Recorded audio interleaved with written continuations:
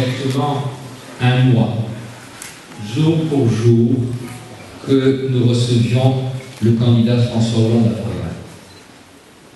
Ses premiers mots auront été pour la jeunesse. Et ici, au quartier du Liseberg, les mots prononcés par notre désormais président de la République ont un écho particulier. Le 4 mai dernier, François Hollande s'est exprimé ainsi.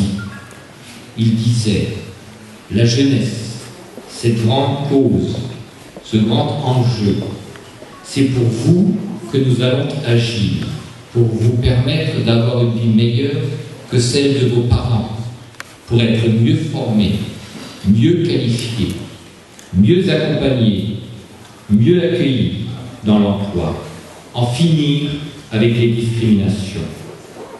La jeunesse, c'est l'avenir de notre société et nous devons lui apporter les changements nécessaires dans les valeurs de la République.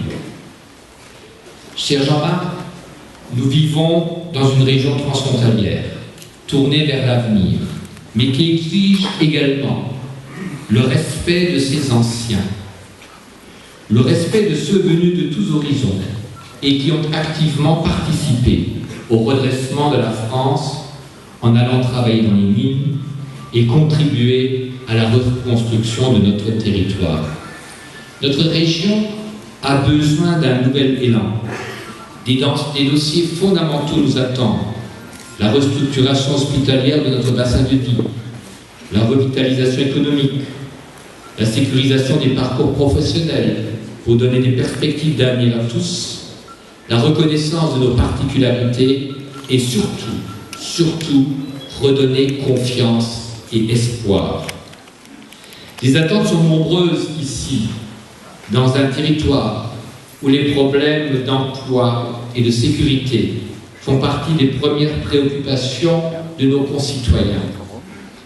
Il est de notre responsabilité de ne pas décevoir le formidable élan d'espoir du 6 mai dernier et de faire taire les sirènes du populisme. Ne nous laissons pas, mes chers amis, abuser par la démagogie de certains qui viennent ici uniquement dans l'espoir de faire leur course sur le dos de nos concitoyens et qui véhiculent une image négative de notre territoire. Notre circonscription ne doit pas servir de rampe de lancement à un parachuté opportuniste en mal d'une carrière politique. Nous méritons mieux que cela. Et à quoi servirait de reconduire le député sortant qui jusque-là n'a pas su répondre aux besoins essentiels de nos concitoyens? Il nous faut un projet porteur d'avenir, faire de notre diversité notre richesse, un projet où l'humain règne toute sa place. Nous avons besoin d'équité et de justice. Il nous appartient d'être concrets et pragmatiques, efficaces, enthousiastes à la tâche et sans démagogie. Mesdames et messieurs, chers amis, et je vous dis aujourd'hui, dès le premier tour, il faut que nous donnions une majorité au changement.